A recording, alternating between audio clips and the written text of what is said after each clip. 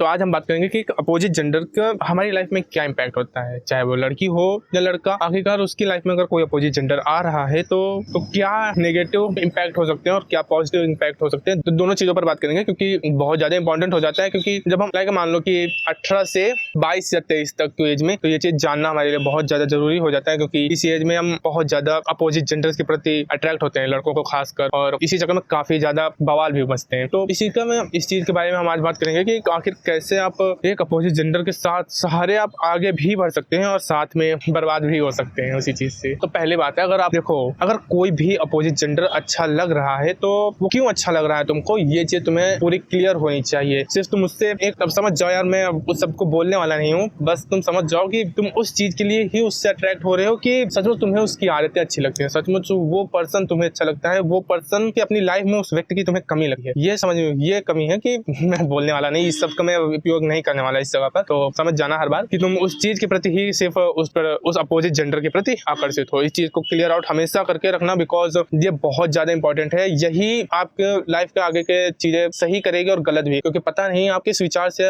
उस opposite gender के पास, उस लड़की या लड़के के पास जा रहे हैं। तो आपके विचार पूरी तरह से साफ होने चाहिए। और आई फील कि अगर आप उस चीज के कारण जा रहे हैं तो मत जाइए भाई, बता रहा हूँ। अगर उस चीज के कारण जाओगे तो तुम्हारा समय बर्बाद होगा, तुम उस लड़के के फीलिंग के साथ या लड़के के फीलिंग के साथ ही सिर्फ खेलोगे और तुम्हारा जो समय बर्बाद होगा, तुम्हारी खुद की ऊर्जा बर्बाद होगी, वो अलग। अगर तुम्हारा मकसद है कि हाँ मैं इससे कुछ सीख सकता हूँ, ये मेरी एक अच्छी दोस्त बन सकती है, आगे लाइफ पार्टनर की बात छोड़ो, उसे हटाओ, तुम्हें लगता है कि हाँ ये मेरी लाइफ में बहुत अच्छा इंपैक्ट ला सकती है, या कोई है जिससे बात करके तुम्हें अच्छा लगता है, तो अवश्य ही उससे बात करो। क्योंकि शायद कुछ ऐसी प्रॉब्लम्स हो सकती हैं जो तुम सॉल्व नहीं कर पा रहे हो, और उसके होने से हो सकता है वो प्रॉब्लम सॉल्व हो जाए। तो बहुत ज्यादा इंपॉर्टेंट हो जाता है कि तुम किसी से जाके बात करो, एक अच्छे रिश्ते बनाओ, एक दोस्ती का रिश्ता बनाओ, ताकि तुम सचमुच इंप्रूव कर सको, उसके लिए भी कुछ अच्छा अपनी उसकी लाइफ में ऐड कर सको और अपने लिए भी कुछ अच्छा अपनी लाइफ में ऐड कर सको। फालतू में सिर्फ हर जगह पर हवस काम नहीं आती, हर जगह पर हवस को ही लेके नहीं चलते, हर जगह पर वो चीज ही नहीं मैटर करती। एक अपोजिट जेंडर, तुम्हें सच बताऊं तो कोई भी तुम्हारी लाइफ में अपोजिट जेंडर आ रहा है तो they create a big amount of impact on your life. तो वो तुम्हारी लाइफ में बहुत बड़ा इम्पैक्ट क्रिएट कर सकता है। अगर तुम सचमुच अपनी लाइफ में किसी भी चीज पर स्टक हो ना, किसी भी चीज को नहीं कर पा रहे हो या तुम इंप्रूवमेंट नहीं कर पा रहे हो, तो तुम्हारी लाइफ में वो अपोजिट जेंडर सचमुच तुम्हारी लाइफ को एकदम चेंज करके रख सकता है। तुम एक जगह स्टक हो तो तुम्हारी वो स्टकनेस को हटाकर तुम्हें आगे पुश कर सकता है। तुम्हारा दिमाग पूरी तरह से बदल जाता है उस चीज के प्रति। तो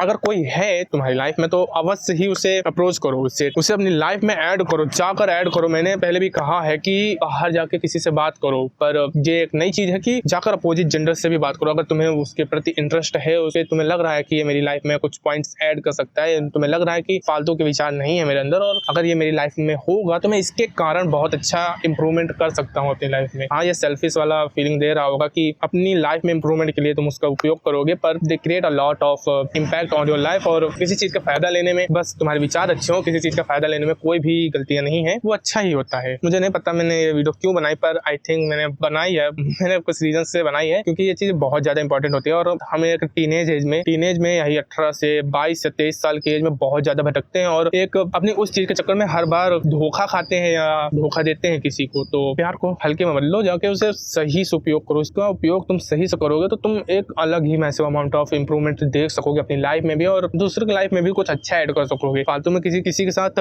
खिलवाड़ मत करो बिल्कुल भी। और एक जगह स्टक हो, बहुत ज्यादा चांसेस हो सकते हैं कि अगर कोई तुम्हारी लाइफ में आ रहा है तो तुम उसके हो सकता है तुम अपने लिए, तुम्हारा जो वाई है वो तुम्हारे लिए काम कर रहा है, पर वो इतना स्ट्रांग नहीं है, पर तुम्हारा वाई इतना ज्यादा स्ट्रांग हो जाएगा उस अपोजिट जेंडर के आने के कारण, बस कि तुम मैसिव लेवल ऑफ काम कर सकोगे, तुम अपनी क्षमता के भी बियॉन्ड जा सकोगे, तुम अपनी क्षमता को पूरी तरह से चीर फाड़ के अलग कर दोगे भाई। इस लेवल पर तुम काम कर सकते हो। पर हाँ, अगर वहीं पर तुम एक अपोजिट जेंडर को इसलिए सिर्फ अप्रोच कर रहे हो कि तुम्हें उससे अपनी लस्ट पूरी करनी है, तो तुम कुछ नहीं करने वाले। पर अगर इसलिए कर रहे हो कि उसकी सच में जरूरत है तो बहुत कुछ करने वाले हो। बस यही कहूंगा।